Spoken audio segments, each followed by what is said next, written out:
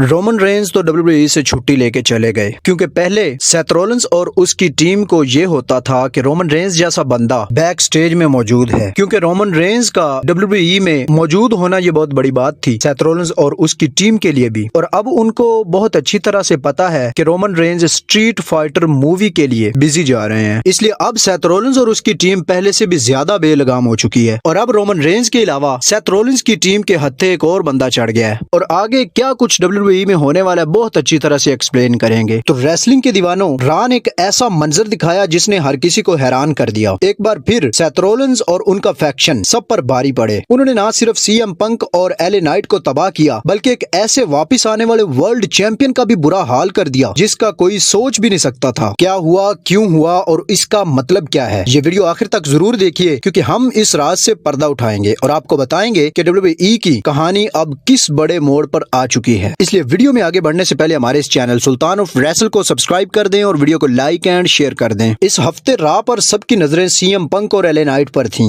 इन दोनों के दरमियान पिछले हफ्ते से ही गड़बड़ चल रही थी जब सीएम पंक ने सेथ रॉलिंस के खिलाफ एले नाइट के वर्ल्ड चैंपियन मैच में दखल अंदाजी की थी। इस गड़बड़ के बावजूद पॉल हेमन ने उन्हें ब्रॉन ब्रेकर और ब्रॉन्सन रीड का मुकाबला करने के लिए एक टीम बना दिया था। लेकिन मेन इवेंट में एक बार फिर वही हुआ जो सबको मालूम था। मैच का एंड DQ पर हुआ और उसी लम्हे में एक फॉर्मर वर्ल्ड हैवीवेट चैंपियन जे उसो ने अपनी छोटी सी गैर हाजिरी के बाद अपना एक रिटर्न किया और सीएम पंक और एले नाइट को बचाने की कोशिश की। लेकिन अफसोस कि सीएम पंक और एले नाइट के दरमियान की दुश्मनी और बढ़ती हुई अना ने उनकी मदद नहीं की। उसका फायदा उठाते हुए सेथ रॉलिंस ने एक बार फिर सबको तबाह कर दिया और सेथ रॉलिंस का फैक्शन एक बार फिर सब पर भारी पड़ गया। लेकिन इसी के साथ एक नई अपडेट को एक्सप्लेन करते हैं। इन तमाम चीजों से पहले कि एडम पेज ने एक और बड़ा ऐलान किया था। उन्होंने बताया था कि क्लैश इन पेरिस 2025 में सेथ रॉलिंस अपनी वर्ल्ड हैवीवेट चैंपियनशिप को दांव पर लगाएंगे एक फैटल 4-वे मैच में, जहां उनका मुकाबला एले नाइट, सीएम पंक और जे उसो से होगा। ये देखना बहुत ज्यादा दिलचस्प होगा कि रोमन रेंज की गैर मौजूदगी में क्या होता है। लेकिन ये बात तय है कि ब्रॉन्सन रीड और ब्रॉन ब्रेकर अपने हथकंडे जारी रखेंगे। तो जनाब साहब, यहाँ ये वाली कहानी तो बहुत ज्यादा इंटरेस्टिंग हो चुकी है क्योंकि रोमन रेंज कम से कम 1 महीने के लिए तो गायब है ही है और जब वो अपनी स्ट्रीट फाइटर मूवी को कंप्लीट करके वापस आएंगे तो उनको